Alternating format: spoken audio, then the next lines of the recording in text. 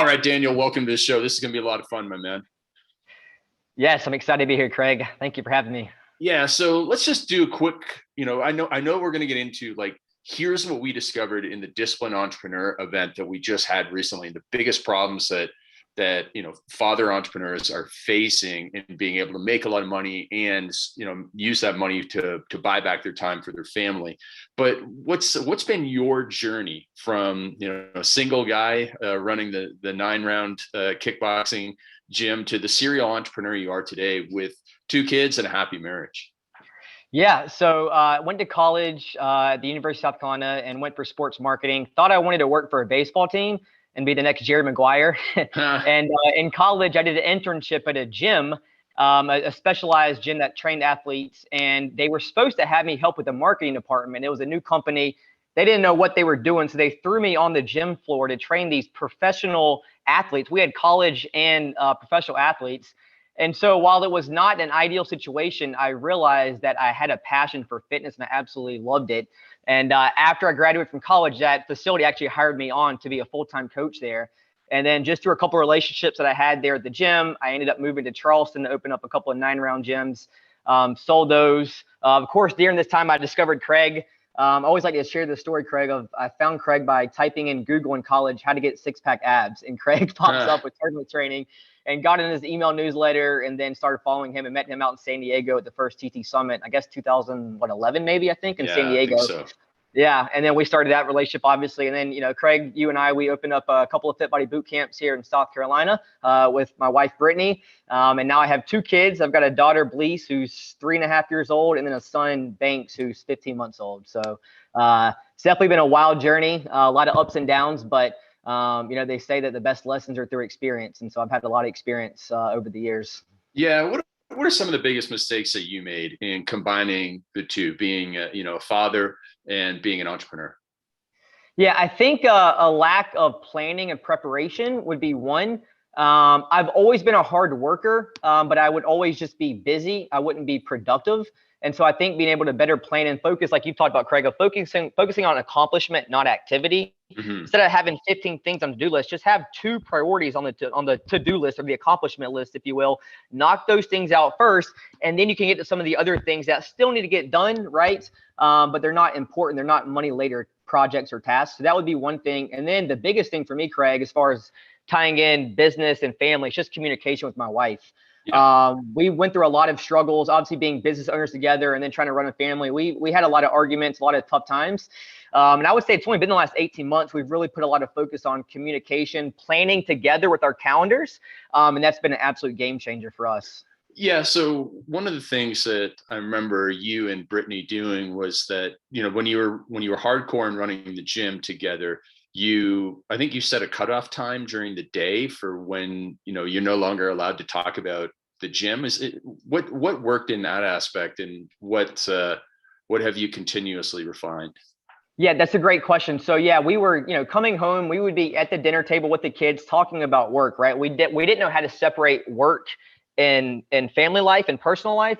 And so it was a lot of arguments, just a lot of conversations. We realized we weren't actually having family time. It's kind of like you say, we were there, but we weren't really focused and present. And so we said, hey, when we're home after 5 o'clock, when the kids are up, we're not going to talk about work. Now what we do is we don't talk about work from 5 till about 7:30 when we put the kids down. And then sometimes after the kids go down, if there's anything to discuss for the next day business-wise, we certainly will address that. But we've had to set those boundaries and parameters in place in order to have to separate the family and the business.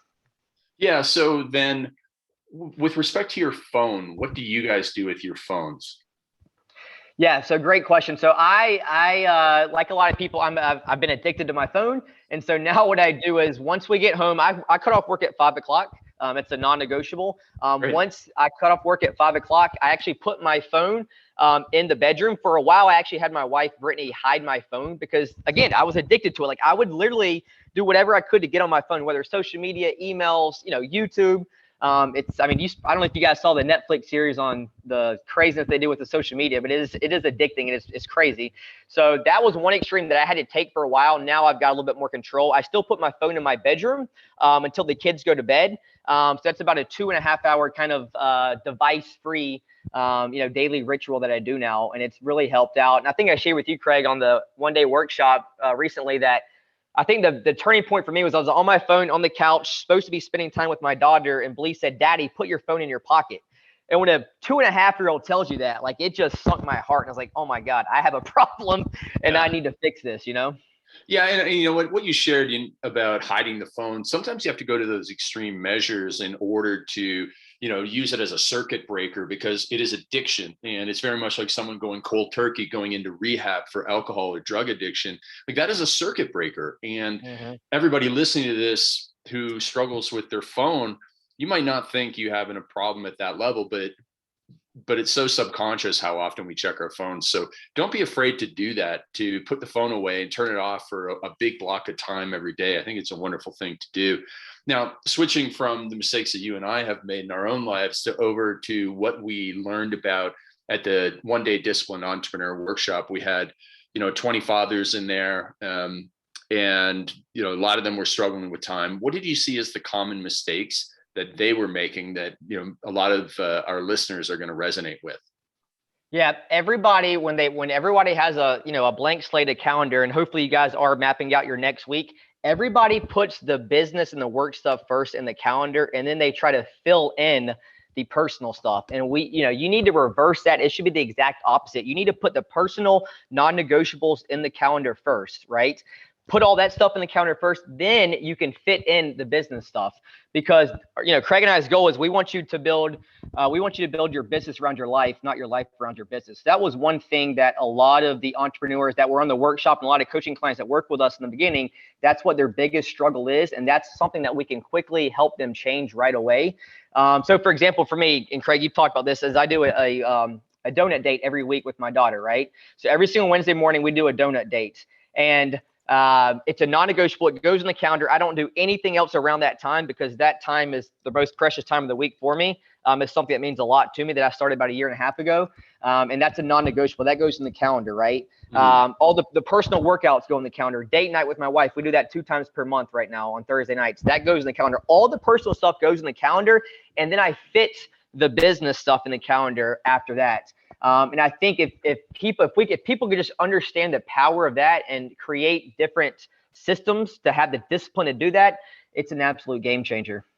Well, you talked about putting the weekly calendar together. I think that a lot of people might even be new to that. So walk us through, first of all, generating the way that I look at it is, first of all, you have to get a general template for how your week should look. And then what's the weekly planning look like where you put the specifics in there? And how do you combine work and, the running around of the kids to all their various activities? Yeah, great question. So the first thing that I always put on the calendar is like, when is my wake up time? And luckily for me that my wake up time's at 4 a.m. every single day. It's just become a habit for me. Again, I'm not saying you have to get up at 4 a.m. We have clients that get up at 7 or 8 a.m. and they have success, right? And like we always talk about, it's not the time you get up, it's what you do during that time that you are up. So don't think you have to get up at 4 a.m., but you need to have that wake up time. It needs to be on your calendar first, right? That's one thing. You need to get that newie work in, what we call the non-urgent important work, or the magic time, the things that you need to get done right in the morning that are going to help set your business up for success in the long run. We're not talking about the urgent things where you're checking emails, checking social media, making Facebook posts. It needs to be the big projects, the big tasks that you can attack first thing in the morning, because when you win your morning, the rest of your day is a lot easier to win, right? So that would be the first couple of things that we talk about. You also want to put in the bedtime. When are you going to go to bed, right? So whether for me, that's 9 o'clock. It's a bedtime. And I will say that with kids, sometimes I don't have full control when I go to bed. I try to get to bed at 9 o'clock. It's not perfect, but even if I go to bed at 9:30 or 10, I'm getting up at 4 a.m. the next day, right? Like the wake up time is an absolute non-negotiable. The bedtime, there might be some buffer in there just with family dynamics and everything going on. But no matter what time I go to bed, I'm getting up at 4 a.m. the next day. That way that I can keep that rhythm going, because to me, that's the most important thing. Well, let's talk about that. So you have a couple of kids and they can drop bombs in all types of ways. How do you bounce back from, starting in the morning? You've got your morning routine, your 4 a.m., you want to do some work. What happens when they're up at night sick or they're up earlier than you expect? How do you bounce back? Yeah, no, great question. So typically what I do is my wife is more of a night out. So if the kids get up late at night, she actually will take care of the kids. Because she's already a lot of times she won't go to bed till 11 or 12 o'clock. That's just her. Oh, That's wow. her time to herself. Yeah, not ideal, but everyone's different, right? That works for her. Where I go to bed, like I said, I go to bed early. So if the kids are up in the morning time, usually I'll take the kids and I'll take charge of the kids if they get up at 3 o'clock, 2:30, 4 o'clock in the morning. Whereas if they're up a little bit later on, maybe 1 o'clock, midnight, my wife will take care of them. So that's kind of the rule that we have. But again, even if the kids, which a lot of times banks, look, he's taking a nap right now, right? So like, but yeah, even if the kids are up in the middle of the night and I don't get a lot of rest, I still get up at 4 o'clock. It's an absolute non-negotiable for me. Nothing's going to get in the way of that. Yeah. What do you think you'll do when, police and banks have sports till 9 or 10 o'clock at night? No, I mean it's gonna happen. I've got a lot of clients that warn me about that. But look, if I have to push it to 4:30, maybe I push it to 4:30. But for now, it's 4 o'clock. And again, everyone's different. For me, like if I get 6 or 6.5 hours of sleep, I'm good. But I know some people that need 7, 8 hours of sleep. I think though, if you can get in that rhythm, you'll find that you don't need quite as much sleep. A great example, Craig, one of our coaching clients, Scott Knight, he was sleeping 8.5, 9 hours a night. And he's like, I need that much rest. And I didn't say anything to him at first. I'm like, hey, I think you're going to realize that if we can be more consistent with the wake up time and bedtime, you won't need that much sleep. Right. And now he's getting 7 or 7.5 hours of sleep. And he says he feels more rested than ever because he's more consistent with it. Yeah. Okay. Yeah, exactly. And then how do you plan out your morning? Like what are the details that allow you to have a great morning? And what have you taught your clients, in our coaching program, they're father entrepreneurs, what have you taught them to replicate your success? Yep. Well, and we always talk about, first of all, a successful morning starts the night or the evening before. So one thing that I'd always recommend one thing that I do is at the end of my workday, I do 3 things. I evaluate the day. So like what went well during the day, what didn't go well, just kind of like a self-awareness, self-evaluation. I think that's important because a lot of times we don't take time to do that. I'll also do a brain dump. I'll just write out anything that's on my head, anything that's in my brain, something that I didn't get done, just write it out to kind of clear my mind. And then I set the 2 or 3 priorities that I'm going to attack the next morning. So that's what I do the night before, which allows me to set myself up for success in the morning. I also will go ahead and lay out my clothes. Like I do everything that I can in the evening time to make it as easy as possible for me to get up in the morning time, right? So that way there's less stress, there's less obstacles. As far as in the morning, what I do is I set my phone across the room. So when my alarm goes off at 4 a.m., I have to actually get out of bed to get my phone to turn the alarm off instead of just, rolling over, turning it, hitting snooze, because that's easy to do. Then what I do is once I turn my alarm, I actually go in the bathroom, turn the lights on and get some hot water and just rub it on my face. Like that's just a trigger for me to wake up. So I always tell my coaching clients, figure out something that kind of triggers you in the morning to get you going. It could be a cold shower. It could be a few jumping jacks, whatever it may be, something that's going to trigger you to get going in the morning and not lay around, get on your phone. Another thing that I do is I actually don't check emails or social media the first hour. And what I do, Craig, again, it's like you said, it's more buffers in place. I actually turn the internet off my computer in the evening time. So when I wake up in the morning and open up my computer, it's another buffer for me not to get on the internet. So I'll just spend an hour doing something on a Word document, whether it's writing emails, marketing campaigns, coaching emails, something that's not going to force me to be on the internet because I'm going to likely go to Facebook, YouTube, ESPN, whatever it may be. That's awesome. Okay, so then how do things go when the kids interrupt the after lunchtime? So one of them gets sick, or there's appointments that have to be done that aren't normal. How do you bounce back, and when do you do that planning for the next day? No, great question. Well, and that's another reason why I think, especially when you're a parent, it's important to attack the morning, because in the afternoon, there are going to be probably more appointments. There might be more kid activities, more unexpected things that could happen. So I used to get very frustrated in the afternoon if things didn't go my way, but I've kind of allowed myself to, hey, Daniel, it's more pressure for you to get all your important tasks done in the morning. That way in the afternoon, when things do come up, or there's appointments or kids get sick, whatever it may be, you're better able to adapt and handle that situation and still have won your day because you won your morning. So that'd be one thing that I would say. And also, I think it's just a matter of communication with your spouse if you are co-parenting. My wife and I do a good job of every single evening. We'll actually say, okay, what's the schedule for tomorrow? Even though we had the schedule mapped out, let's talk about the schedules. Daniel, you're going to pick the kids up. Brittany, you have this ear and you have this a hair appointment, and we make sure that we're both on the same page. That way, there's no confusion or arguments the next day when it's like, wait, I thought you were supposed to take the kid to school. We've already talked about that the night before and got our schedules aligned. So you mentioned going to bed and getting up at the same time. That is definitely a huge victory for any parent to do as well as they can.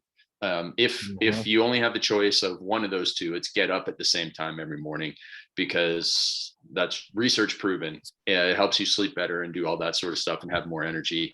Now, what are some other quick victories that fathers and moms and even busy single people listening to this can take from a busy entrepreneur schedule and your clients' victories and apply ASAP?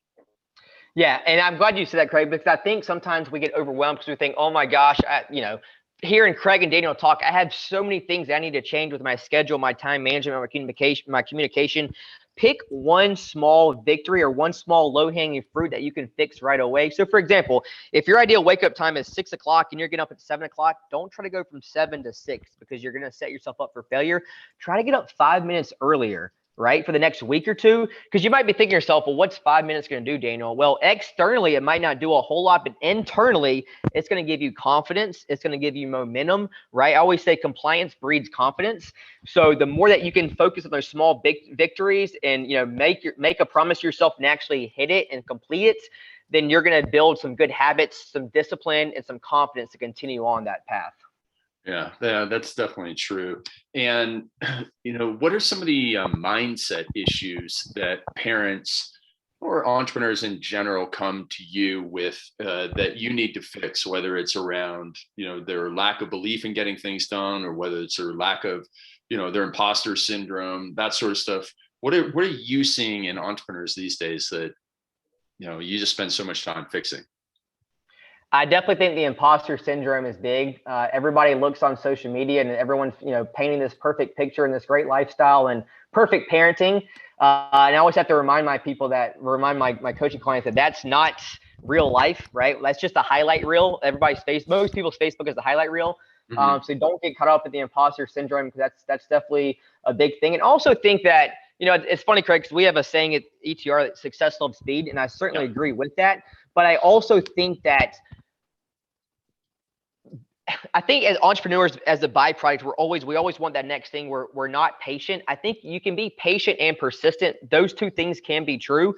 So I think sometimes is that, we try to get ahead of, we try to set unrealistic goals, and we're not able to accomplish those. So I think you've got to be patient, and that's why it's important to plan out and map out 30 days, 90 days, your 1-year vision. So you have that up there, right? And you can take daily action and know that you're making progress, instead of just trying to, be impatient and set unrealistic goals, and then set yourself up for failure in the end. Do you find that most people that you work with have thought their vision out very much at all?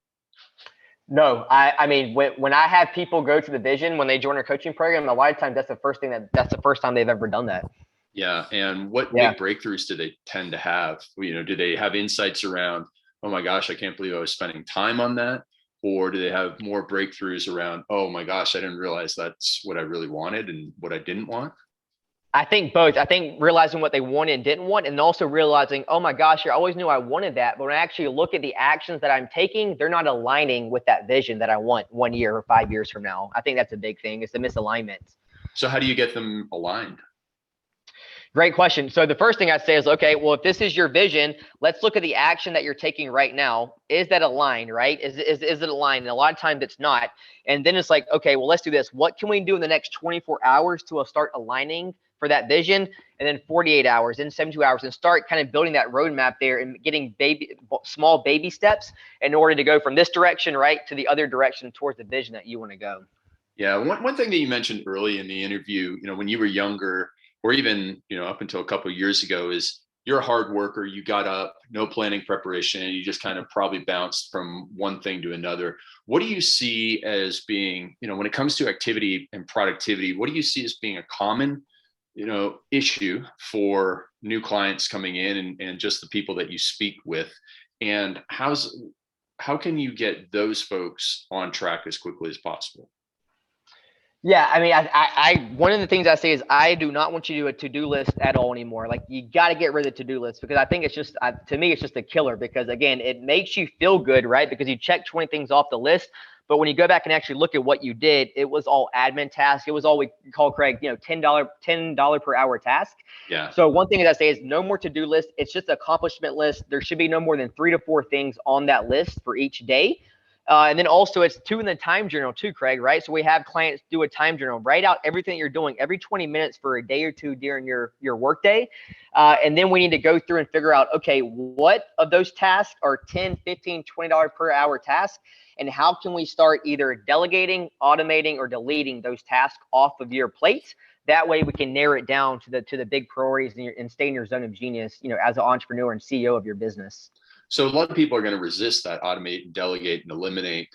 How do you coach somebody to delegate this, especially if they have a small team and they're, very familiar with doing it all themselves, and they do have team members, or they do have the ability, especially in this day and age, to go to any of the gig economy avenues. How do you help them finally release the golden handcuffs, as we say? Yeah, I think one is remind them of your vision. Hey, if your vision is this 1 or 5 years from now, do you really think doing all these tasks is going to get you to that vision? So just putting that reality on them usually is one of the kind of the aha moments, and said, yeah, you're right. Like, if I keep doing this, what got me here won't get me there type of philosophy.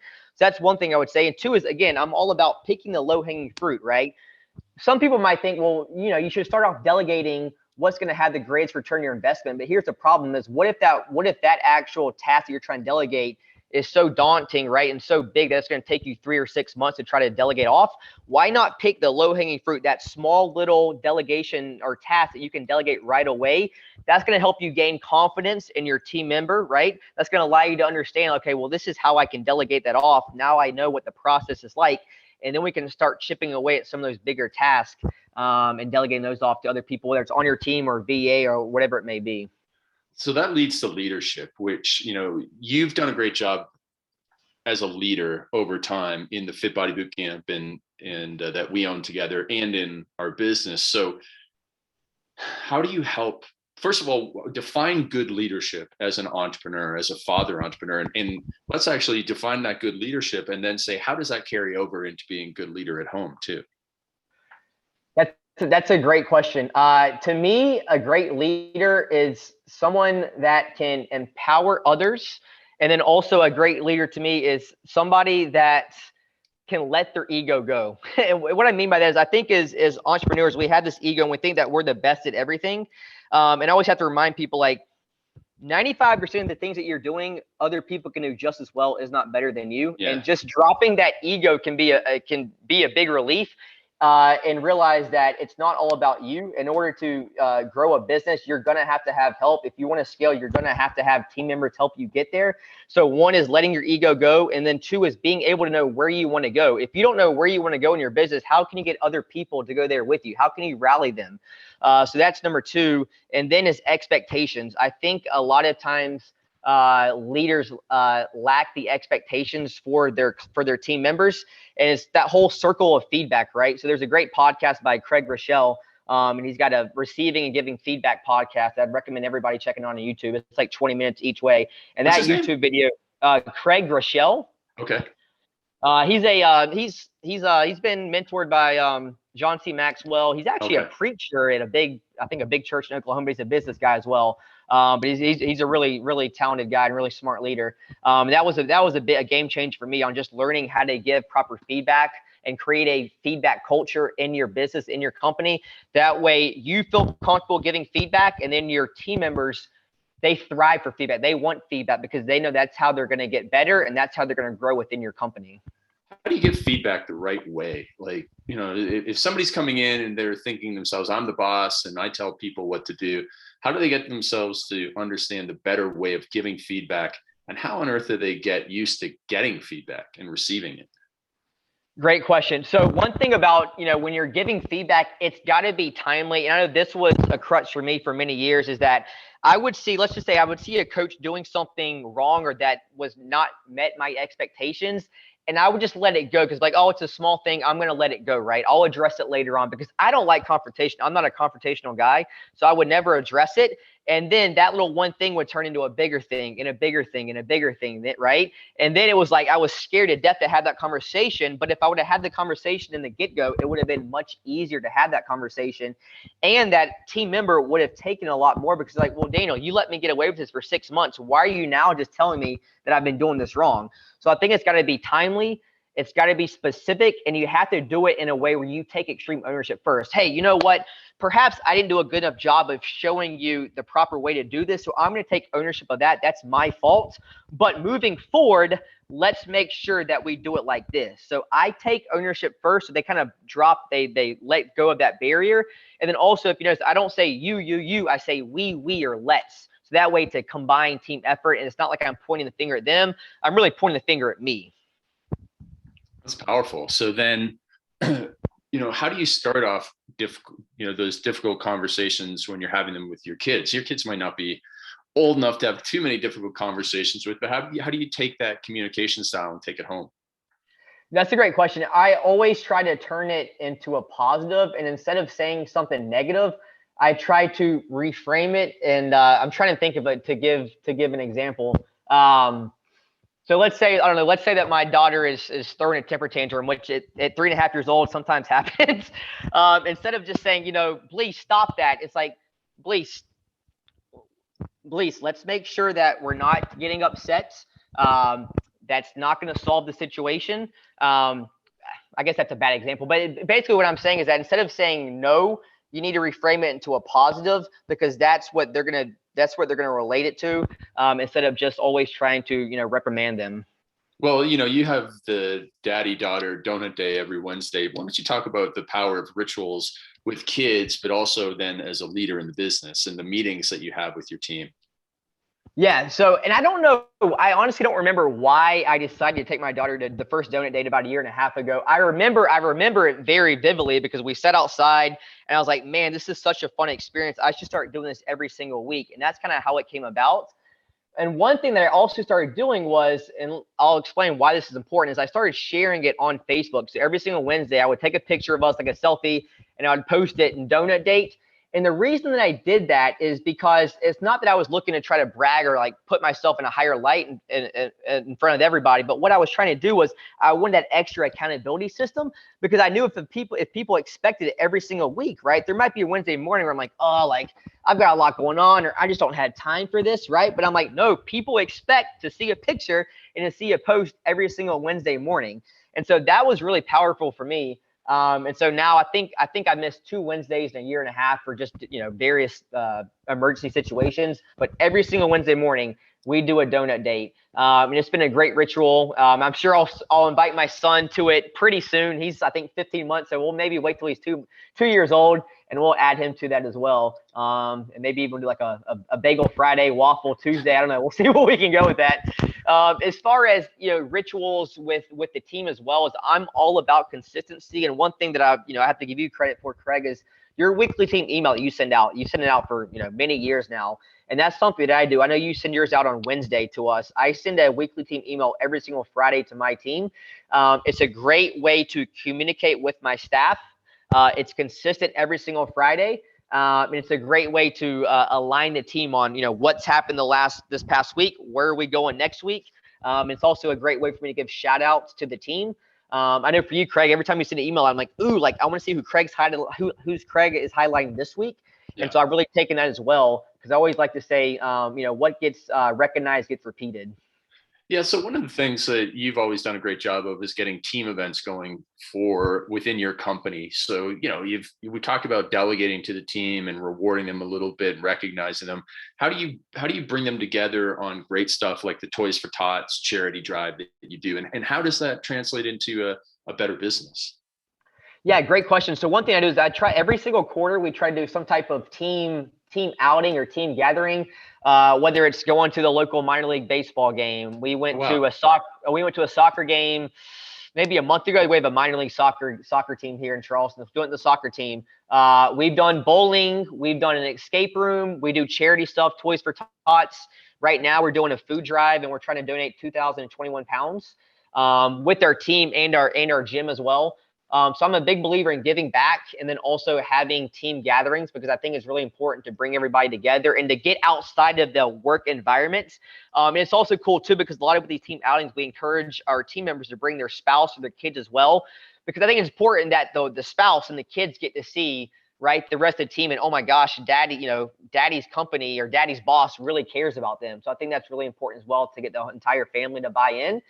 And then one other thing that I'd recommend to you guys is something called structured randomness. So structured randomness, this is the way that I like to word it, is it's structured on my end as the business owner, but it looks random to either my team or my clients. So for example, every single month I try to do one structured randomness for my team. It could be providing coffee one day at work, right? It could be saying, hey guys, we're gonna give you an extra hour pay on, or extra 2 hour pay on this pay period. I'm trying to think of other things that we've done. Hey guys, here's a $25 gift card to Zoe's Kitchen. So every single month, my wife and I try to plan out one thing for our team that exceeds their expectations, that they don't know about. To them, it looks completely random, but to Britt and I, it's structured because we planned it out. That's awesome. Now, how do you translate that into the stuff you do at home? Is there the same type of annual and monthly rituals that you put in place? Yep. So my wife and I, this is something that we actually started this year, is once every 90 days, we do a little weekend getaway just for us, kid free. So we have one of our in-laws come in and watch our kids. A lot of times it's more like staycations. We'll just go, luckily we live in a beautiful city in Charleston. So, we'll go to a hotel or go to a resort and just stay for a night or two. So that's one thing that we started doing. And then also I try to apply that to home as well. What is one thing that I can do for my wife each month that she doesn't expect, right? So 2 weeks ago, I brought her flowers. Again, something small, right? But it can go a long way, especially been married for 7 years. And you want to keep things nice and fresh, and keep things exciting in the relationship. Yeah, that's amazing, my man. Really, really awesome. So what do you think that I haven't asked you about when it comes to being a great father entrepreneur? We talked about, improving personal discipline, and well, I guess actually on that, what about how do you help the entrepreneurs that you work with also have great fitness? Like just helping them have good health, because obviously you're a health expert, and even though that's not why people hire you for the business coaching, you have that aspect. So what's the common information or recommendation you give to the clients on that aspect? Yeah, great question. So I always say is what we talked about, when you're filling out your schedule, you need to put the workouts and the self-care in first.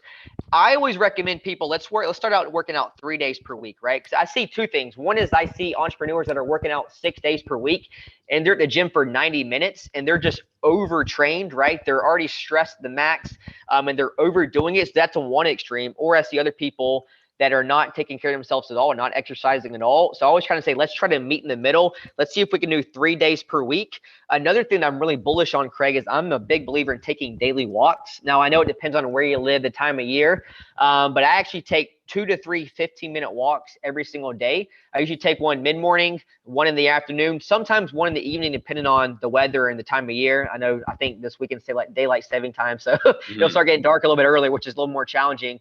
But I believe in also taking little 10 to 15-minute walks throughout the day. If it's two or three times per day, even one time per day, get some sunlight, get some activity, get away from your screen. I don't take my phone or anything like that. It's just a walk, just to kind of clear my mind, whether it's myself. I might even take one of my kids in the stroller or walk, or even take my wife, if the kids are at school or whatever it may be. Yeah. And then what else did I miss asking you about in terms of making a father entrepreneur as successful as possible? That's a great question. I think being a team player, I would even say as little as a year and a half ago, I wasn't helping out enough with my wife, and it kind of got to a boiling point where she got super frustrated. She finally just kind of had a breakdown. I was like, Daniel, like, I feel like I'm the one doing everything with the kids. Like, you're here, but you're not here. Remember I talked about, like, I'm on my phone.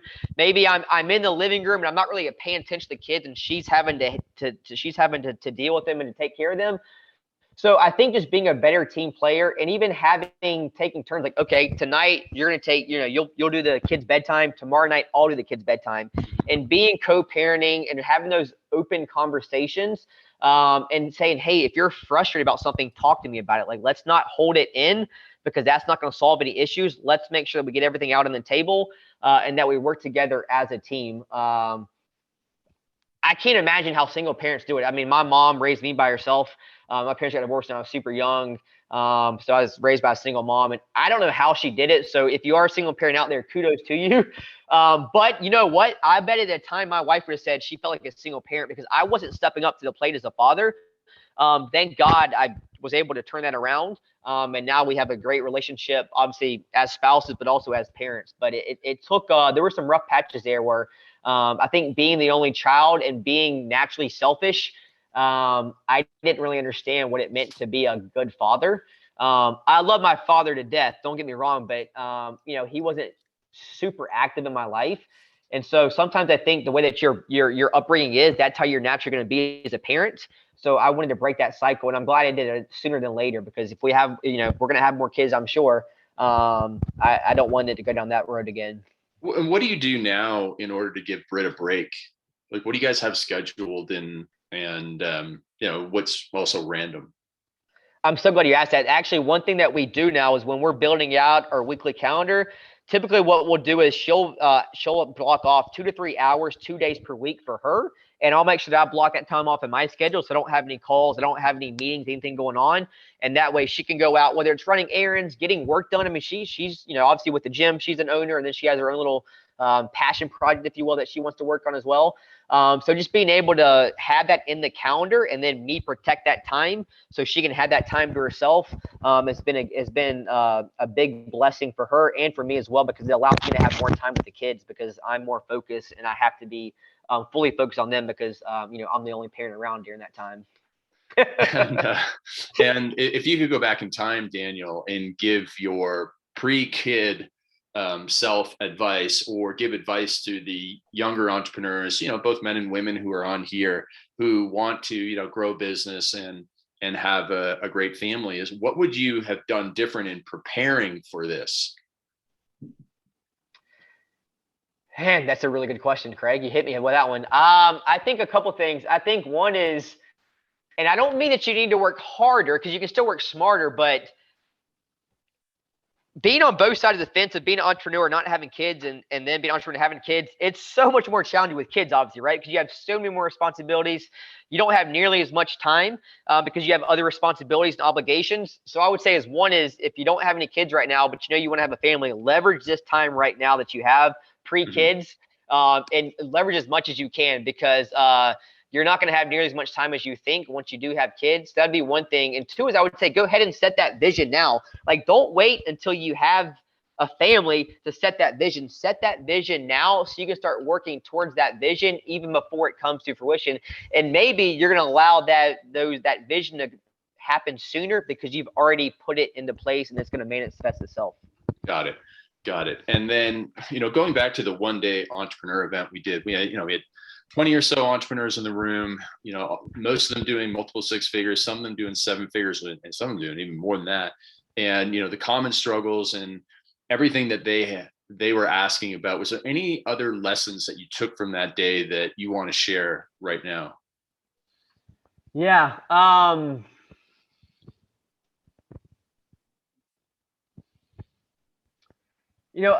A lot of some of them were a lot more mature, so older in age. Yep. And I just feel like, man, if they would have known this stuff 10 or 15 years before, like, imagine how much better off they would be, Yeah. And I kind of had that realization myself, like, oh my gosh, like, I mean, I'm 34 right now, and it's like, man, like, I still need to be even more dialed in, because, in 10 or 15 years, right? Like, as I mature, like, I don't want to look back and say, God, what if, or if I would have just done that, how much farther along, how much more experience, how much more financial freedom could I provide for my family and for myself?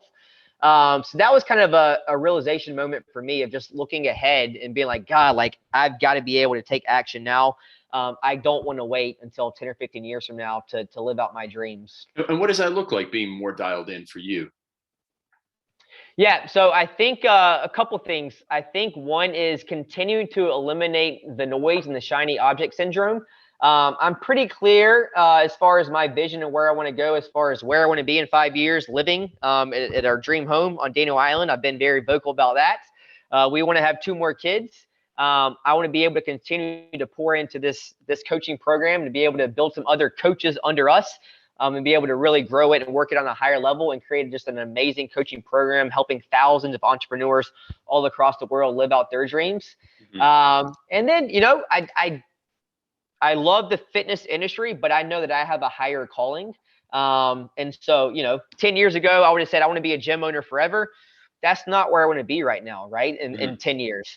So I think it's going to be a big pivot the next couple of years for me, as far as where I want to take my career and where I want to have the greatest impact on others. That's powerful. And so, one of the things that you're doing right now are these one-day workshops with entrepreneurs. When's the next one? And, just give us a brief rundown of what that's like.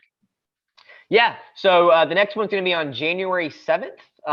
From say 10 a.m. Eastern to 5 p.m. Eastern time. And we can give you guys more information on that. We're going to have between 15 to 20 people on there. So it's a good number, right? You're going to get a lot of personal attention. We're going to have a lot of back and forth. It's very hands-on training. So we're going to start the day talking about working on your time management, building out your calendar. We're going to talk about your planning and your 1 year, your 5, your 10-year vision. We're going to also get into some business things as well. So we'll do SWOT analysis. We're going to do a 16 profit cash activation, which is really cool, on how you can get some quick wins in your business. So it's a great combination of personal and professional. But what we found for the first experience, Craig, is that most people, it's the personal stuff that they need to figure out and they're struggling with the most. And that's going to solve a lot of the business problems. Yeah, because once we open up that time in the morning, in the afternoons, so that they're working less and they're thinking more on the business, working more on the business, working less in the business, that's when it's a true life changer. So if you're interested in attending the one-day workshop, just email us at craig@craigballantyne.com. We'll get you all the details on that. If you're on our email list, you're going to hear all about it. It's going to be absolutely amazing. And we're going to continue to do them probably on a quarterly basis. So you definitely want to get in for the January 7th, 2022 one, because that kicks you off for a great year. But if you're listening to this in the future, then just, again, email me at craig@craigballantyne.com, and we'll make sure to tell you about the next one. Daniel, is there anything else that you want to share with anyone before we go? Success loves speed. Yes, absolutely. Success loves speed. So pause this podcast, email me immediately at craig@craigballantyne.com about the event. Daniel, it's always great chatting with you. It's great having you as the head coach of our business, because you are helping us just reach so many people and change so many lives. You mentioned Scott from Australia. You have clients all over the world, in the UK, in Canada, North and America as well. And so just really, really grateful for these last 10 years that you've been a part of the team, man. So Decade of Daniel 2 starts now, my man. Cheers. And here we go. Absolutely. All right, everybody. Hit me up on that email at craig@craigballantyne.com, and looking forward to seeing you at an event soon.